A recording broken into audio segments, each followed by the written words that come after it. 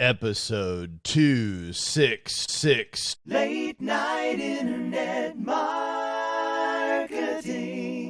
This week on the Late Night Internet Marketing Podcast, we're going to talk about all of the incredible marketing lessons that you can learn from something as simple as baseball. All this and more on the Late Night Internet Marketing Podcast. The Late Night Internet Marketing Podcast. You've been working for somebody else, but you want a business to run yourself. You want to know how to start and where to begin. Can you get out your comfort zone, my friend? Yes, you can do it right when it's late at night. At the end of the day, your dreams burning inside. So keep it up and you will find that you're building your business one night at a time. And now, broadcasting late at night from a little studio in the big state of Texas, your host, Mark Mason. Hey, how are you doing? I am your host, Mark Mason, coming to you from the little studio in Dallas, Texas, where right now in the beginning of May, we're all about high school baseball playoffs, and all the excitement that entails. At the same time, my Fighting Texas Aggie baseball team, while they're struggling at LSU right now, they're also a highly ranked number one in the nation at the moment, although I suspect that their troubles at LSU are going to actually knock them down a notch. They're looking really good. And the Rangers, my Texas Rangers, who won the World Series last year, they're also struggling a little bit, but they've got a lot of pitching coming back from injury soon, and I expect them to be just fine by the All-Star break. So there's a lot of baseball going on in my life, as is often the case. Most of you know that have been listening to me for a long time. I've got a high school baseball player. I've also got a daughter who plays youth sports, and we're just sports focused around here all the time, pretty much.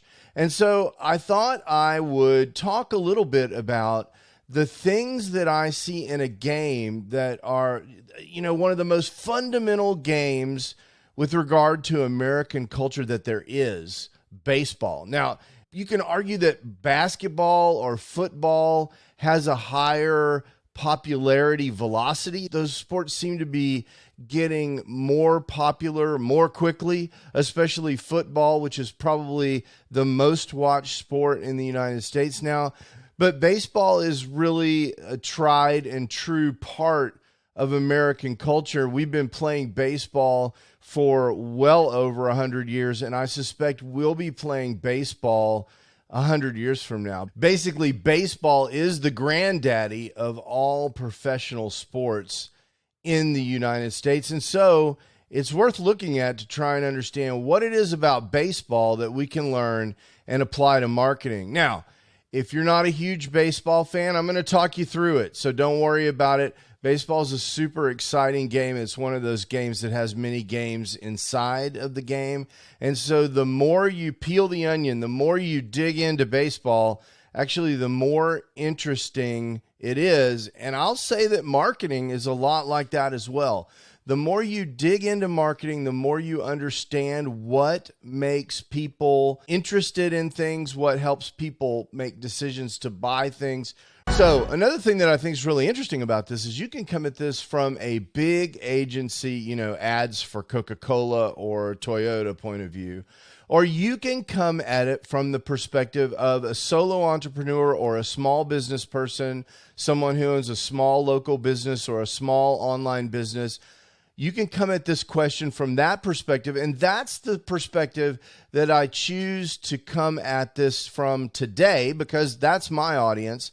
But there are also many, many lessons that apply to marketing more broadly, and we'll hit those as we go. So let's get started here. So the first thing I'd say that is true for both marketing and baseball, something you can see in baseball that you can apply to your marketing, is this idea of consistency being key in both baseball and marketing. And I'll tell you, in baseball, It's all about practice. It's all about repetition. It's all about paying attention to small details like footwork and plans for particular plays and exactly what you're going to do in particular situations. And marketing is the same kind of way. We need to get up every day with marketing top of mind. We need to make constant efforts on social media. We need to have clear marketing plans that we execute, not just this week, but throughout the year. And I know particularly, for example, in my wife's photography business, she has a marketing strategy, but in addition to that, she has a 12-month marketing tactical plan that she executes as she goes out through the year. That's the same way late night internet marketing runs, and that's the same way that I recommend that you run your small business. It's the same way we run a baseball team. So we're doing things like spring training in the spring. We have weightlifting programs in the off season. We're doing particular things in the summer. And in baseball, particularly, we're doing things like working with other teams to get additional reps and game experience. And so we have a very detailed, consistently applied plan that we apply throughout the year with our baseball efforts, and we need to do the same thing in marketing. For you, that might mean consistent content creation. It might mean hacking away at search engine optimization consistently. It might be consistently engaging your audience, but whatever it is for you, you need to be consistent. I think one of the challenges as a small business person is you get this energy, you want to go do this thing, and you work on it for a couple of weeks, and then you get distracted by whatever life is for you, right? You're busy doing other things. If it's a side hustle, you're working in the margins and those margins disappear. That's one of the problems that I deal with all the time. And so consistency is key in your business. It's also key in baseball. Let's talk about the number 2 idea, and that is that you need to really understand your competitors. This is super critical in baseball. I tell you, we're just going through the baseball playoffs now. We will sometimes, for example, set our pitching rotation depending on what we know about our competitors' pitching, because we want to end up winning 2 of the 3 games in the series we're about to play in high school baseball playoffs. And so we need to make sure that we do what we can to get the pitching matchups that are favorable for us. Additionally, if we're going to face a right-handed pitcher, we might consider putting some more lefties in the lineup, for example. And I think these kinds of things, understanding your competitors, are one of the major ideas in baseball. This is particularly important if you're a pitcher at any level. If you know that a guy has a reputation that he cannot hit the curveball, you are going to throw him curveballs. And so knowing your competition before and during the game is super important. And I think this is critically important in your marketing. And let's take the most simple example that I can think of. Let's say that you're trying to rank a page on your website in your business for a particular search term, a particular set of keywords. Well, right now you might be ranking on page 2 or 3 in Google. How do you improve that? Well, the very first thing that you need to do, and maybe it's the second thing. The first thing you need to do is make sure you've got great content targeted at the keyword you're trying to rank for that really helps your audience. But the second thing you need to do is you need to look at your competitors that are currently ranking 1, 2, 3, 4, and 5 in Google search for that search term and look and see and figure out what's going on. And the first thing you're going to want to do is look at their content, all 4, 5, 6 of the top rankings for that keyword. Look at their content and try to understand, why is their content better than your content? Google thinks that your content is not as good as that other content. That's why they're ranking your content lower. And it's always going to be one of 2 things. Either your content is actually not as good, it's not as rich, it's not written as well, it's not covering all the topics that are being covered by your competitor's content, it's not as long as your competitor's content. It's going to be something like that, or it's going to be that your competitor's content has backlinks from authoritative sources that you need to go out and get. Either way, you can look at your competitor's content and you can do what they're doing to get the rankings that they're getting. And that's the fastest way for you to get your content ranked. It's by knowing your competitors. Just like in baseball, if you want to beat your competitors, you've got to know them. The third idea I want to tell you about is you need a fan base. You know, right now, again, in high school baseball, it is incredibly powerful to have a bunch of people turn out at the ballpark to support the baseball team. It energizes the players. It intimidates the other team. It's a big deal. At Texas A&M University, the 12th man, which is what we call the fans there at Texas A&M, which is a whole different podcast episode where I could tell you about all the traditions at Texas A&M. That 12th man fan base is a massive home field advantage for the Texas Aggie baseball team, and it really helps the team. For you, building a fan base is critical. You know, my friend Pat Flynn says that you really only need 1,000 raving fans to make a valid, profitable, thriving business online. You need 1,000 people that are super excited about whatever you're doing, whether you're selling garden hose end sprayers or you've got a podcast about internet marketing. You need about 1,000 people that are super excited about everything that you do, everything that you publish, every podcast episode that you come out with. Once you get that community will in some ways do your marketing for you. They will be your biggest fans. They will encourage you. They will sing your praises to others. They will defend you against trolls. They'll do all the things. And so building a fan base is super important. Also important in local business. You really need a fan base to be out there telling people about how your Mexican food restaurant is the best Mexican food restaurant in your community. You need that fan base just like you do in baseball. Now, the fourth thing I want to tell you about is statistics. And in baseball, man, statistics are everything. It is a game of statistics. We have this thing now in baseball and professional baseball and also now in college called sabermetrics, where we can tell you all of these amazing statistics. For those of you that have seen the fantastic movie called Moneyball, it's all about the statistics of baseball and how if you pay attention to the statistics, you can really find the hidden gems.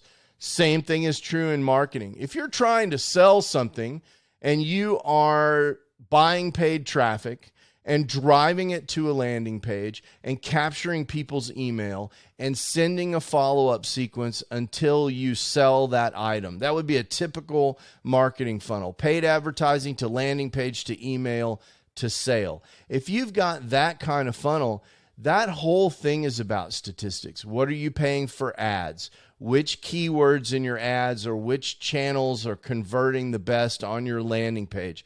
Which ad graphics are converting well? Those are all numbers that you need to pay attention to. On your landing page, what's your conversion rate? And does changing the headline or the call to action on that landing page, does that improve the conversion rate for the landing page? It's all about the numbers. And I tell you what's really interesting, this is also very similar in baseball. These things are not linear. What I mean by that is if you improve your paid advertising efficiency by 1%, and you improve your landing page conversions by 1%, and you improve your conversion rate of your email sequences or your open rate of your emails and the conversions therein by 1 or 2%, those things don't add, they multiply. Because you're sending more people into the sequence, you're widening the funnel at every conversion step, and so that multiplies instead of adds. You're sending more people, and so you're converting a higher percentage of those more people. It compounds. And so that's an incredibly powerful idea to use stats to your advantage in your business, just like we do in baseball. Okay, so let's talk about this fifth thing because I'm super excited about that. And that's the importance of coaching in baseball. I can't even begin to tell you how important coaching has been for my son in his baseball career. When he was a little kid, he had a little league coach. It wasn't actually little league, but he had a rec ball coach that cared about kids and really encouraged him to play the sport. And then he had this coach that we're still friends with that basically taught him how to play baseball. had played baseball in Venezuela and came to the U.S., and we still play baseball with that coach's son on the high school team. That guy actually taught my kid how to play baseball. And since then, my son's had a pitching coach that is an actual Major League Baseball player, actually pitches in the major leagues.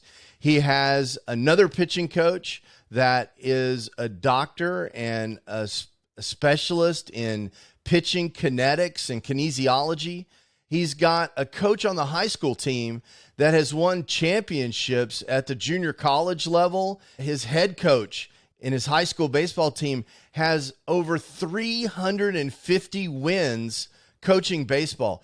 Coaching is incredibly important in baseball, and it's not just about footwork and technical details, although that is critically important. It's also about sort of the mindset around baseball and how to win and how to approach games and how to handle failure. This importance of coaching can't be overstated in baseball. It's really an unbelievably important, maybe the most important thing in baseball, second only to raw God-given talent. And so the same thing is true in business. You need coaching in order to be successful. You know, I have a saying, we have a lot of sayings here in Texas. I have a saying that you can't read the label from inside the jar. I mean, when you're close to the problem, a lot of times you can't see the answer because you're right on top of it. You're too close. You can't see the forest for the trees. You need to have someone who's either been there and done that, if you're looking for solutions to problems, or can help you unpack the things that are holding you back and limiting you. That's one of the things that I enjoy most about the coaching that I do, both in my day job and the business coaching that I do here at Late Night Internet Marketing, is I get to help people achieve things that they never thought were possible. That's what coaches do. That's what my son's coaches have done for him, and that's what your coaches will do for you in business. Coaching is critical in business, just like it is in baseball. I'll tell you another thing that's true in baseball. Small wins are really critical, and that's the sixth item here, is that small wins matter a lot. And in baseball, we pay attention to the small wins. You know, one of my favorite small wins that we pay attention to at the high school level in baseball is something we call quality at bats. So, you know, most casual fans of baseball, they would imagine that if you have an at bat, you do well if you reach base and you don't do well if you don't reach base. They would say, casual fans of baseball would say that if you make it to first base or farther, that's a win, and anything else is a failure. And I think we tend to look at business that way as well. If we are making the money that we want to make, if we sold as many of the things that we're trying to sell as we wanted to, that's a win. But really, it's small wins are what you need to be looking at, because like in baseball, business is a game of failure. And I think a lot of people don't realize this. They don't want to accept that. But if you think it's about sales, if you're a salesperson, you know this very well. You might have to go through 100 no's to get 10 yeses. You're failing 90% of the time. Same thing is true in baseball. In that previous example where we were talking about batting, even the best batters in Major League Baseball, they fail 7 times for every 10 times they go to bat. So in baseball, we look for small wins. And one of the small wins that we look for is the quality at bat. We look at a batter's performance at the plate and we ask the question, was this an easy out or a hard out? And we have definitions for what a quality at bat is. And if a batter strikes out, but they had a quality at bat, they saw a lot of pitches, they responded well, they fouled off foul balls, they had a good at bat at the plate as defined by the metrics that we use, the number of pitches that they saw, they responded well in situations, they handled the counts well. When they were in plus counts, they handled those counts well. They were hunting fastballs and fastball counts. When they have those quality at-bats, we call that a win. Coach is not going to jump on you if you get up there and see 10 pitches and you end up striking out, maybe unless there's a runner at third base. If you strike out with a runner on third base, we might have to have a conversation.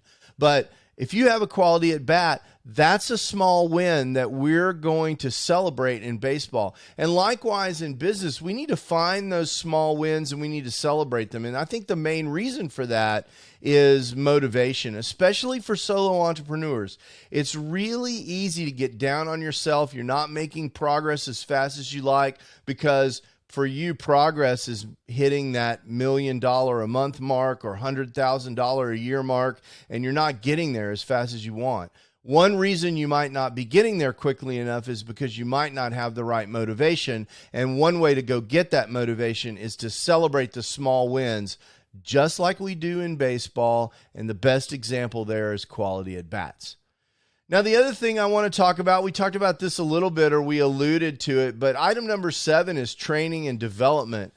And in baseball, I think we're always doing work to try and get better.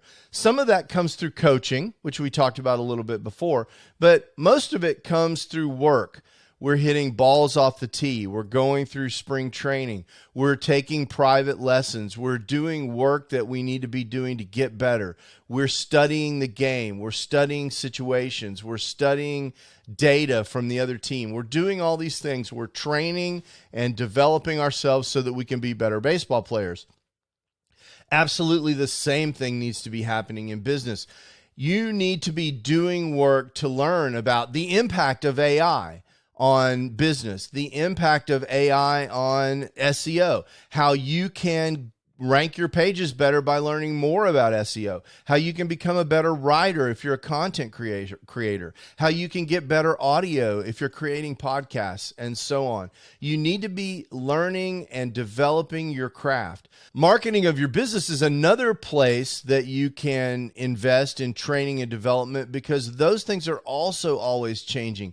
For example, the latest technology for things like evergreen webinars and other kinds of conversion techniques, you can learn and train and develop those things.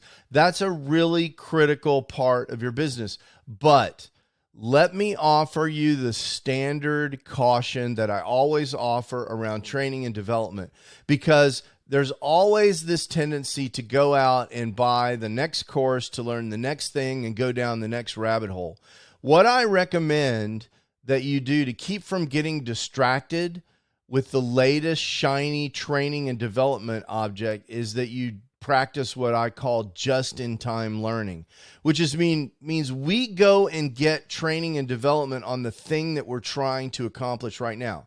So, for example, if you're trying to develop a new course that is for your audience and your business. Let's say you have a business in golf training and you're trying to develop a new putting video course that you want to deliver to your clients or to bring to the marketplace. You're going to sell that course. You're trying to develop that course. The training and development you might need there might be something about how to build a fantastic course, how to do great videos for a course, how to set up a course in a tool like Kajabi or Thinkific. Those might be the trainings that you need because that's what you're working on right now. The training that you do not need right now is the training about how to handle customer service for courses or how to market a course, because guess what? You don't have a course. So don't go get distracted getting the training that you don't need right now. Stay focused on the task at hand, creating the course, and get the training that you need for what you're doing right now. So the 8th and final thing that I think is true in baseball and in business is you need sponsorships and partnerships. Now, in Major League Baseball, this is obvious, right? Major League Baseball is all about money, and they have sponsorships from advertisers, and they have partnerships with networks, and they play baseball, and they make a lot of money doing that. For you in your business, you also need sponsorships and partnerships. Those partnerships might be simple, like affiliate relationships, where you have a partnership with a product that you believe in and you recommend that product and you get an affiliate commission when that product is sold. Or it might be a more complicated partnership. Your podcast might be part of a podcast network, or you might have a group of like-minded individuals that you work with and cross-promote whatever it is that you're doing. You have those partnerships. Likewise, sponsorships. If you're creating content and you're trying to bootstrap a business, a sponsorship can make all the difference in giving you the cash flow that you need to get your business running if you're on the content creation side of small business and marketing.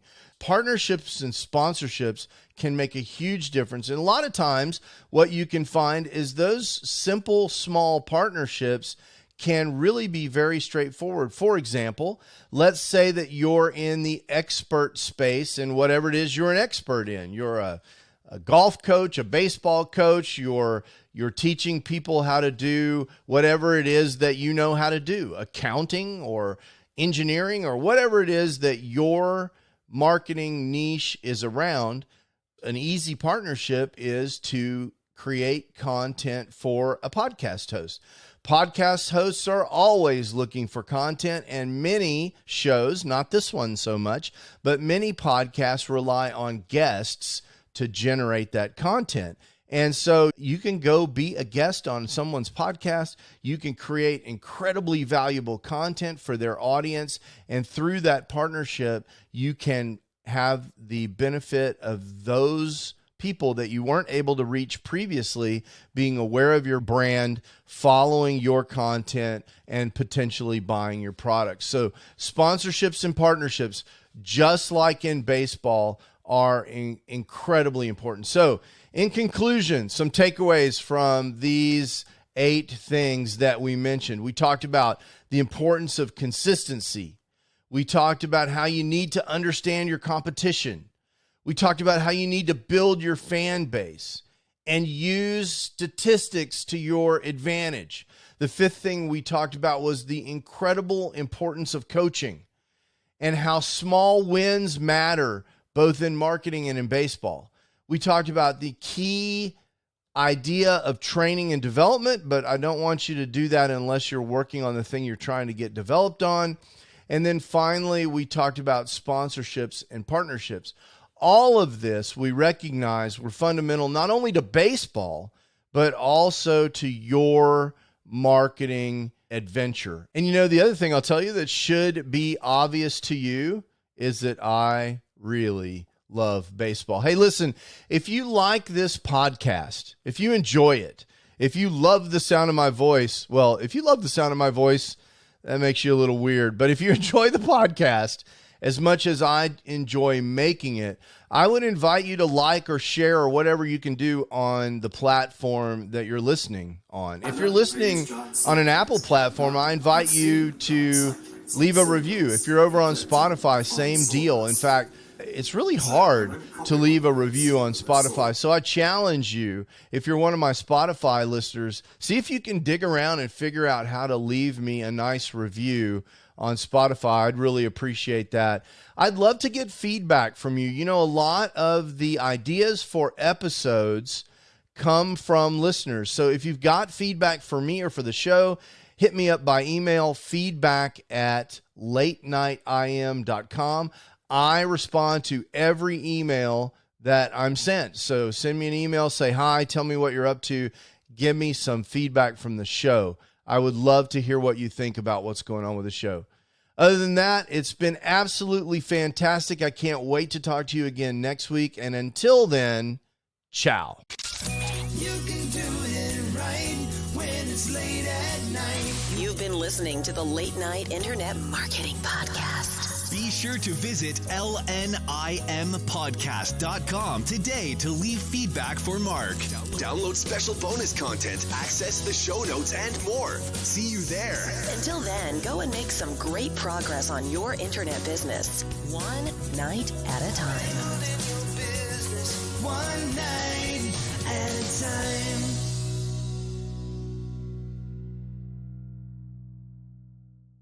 Hey, this week's been really exciting. It's high school baseball season, as I mentioned in the show, and we're in the playoffs, and my son goes to the largest high school in the state of Texas, and he is in the bullpen on the varsity team there. And as a junior pitcher, he's at the back of the bullpen, but he's happy to be there. We love baseball and love making whatever contribution that we're able to make. And we're just enjoying baseball games right now. We had a tough battle at the by-district level. So baseball in Texas, basically there's 7 or 8 playoff games until you get to the state finals. First, you compete at the district level, just like you would imagine you play all the other teams in your district. And then you have a by-district champion and then an area champion. You keep having these head-to-head competitions that are typically 3-game home and away series that you play. And so that's what we're doing. And we won the first one. It was tough. We didn't play our best baseball the first game in the series, but we rallied in the second and third game to win the series, and we're off to what I believe is area playoffs next. And so that's going to be exciting. So we're looking forward to that this week. And maybe this is something that we will talk about in a future episode. It's something that I've been talking about with my coach. That commitment that I have to baseball, to my son's high school baseball, just as a baseball fan in general, baseball takes time, especially if you're a baseball parent. And that time eats into my margins between the day job and baseball and my daughter's volleyball commitments and so forth. That doesn't leave a lot of time left for late night internet marketing. So if you've been looking for content that you hadn't been able to find lately, I apologize. That's what's going on. Still have a very high level of commitment to this show and this brand, but my family is super important to me as well. And I just love baseball. I love my kids too, but I love baseball. And I'm even getting pretty dang excited about volleyball. For those of you that have never gone to a high school volleyball game, I really recommend. That's a super exciting sport. And the cool thing about volleyball is it doesn't get rained out, because at least the volleyball that we play is indoors. And so it doesn't matter. It can be 13 degrees outside and you can still play volleyball. And that's really cool. Until next week, I hope you're having an amazing one, because I certainly intend to have an amazing week next week. Ciao. Late night internet marketing.